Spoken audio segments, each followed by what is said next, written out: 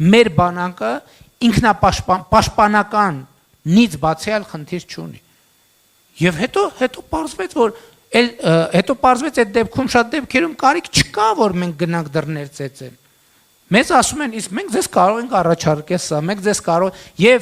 պաշտպանական,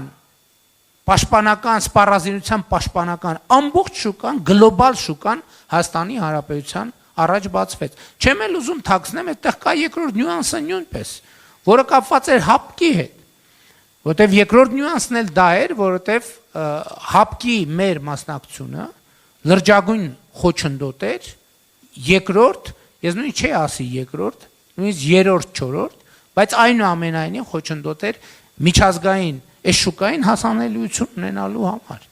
Բայց մենք 2022 թվականին ուրիշ իրադրություն ունեինք, մենք ունեինք իրադրություն, որ նույնիսկ $100 միլիոն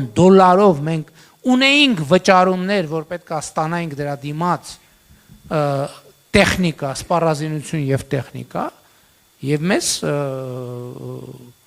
երբեմն քաղաքավարի, երբեմն ոչ այդքան քաղաքավարի, պարզապես այդ մատակարարումները չէր իրականացվում։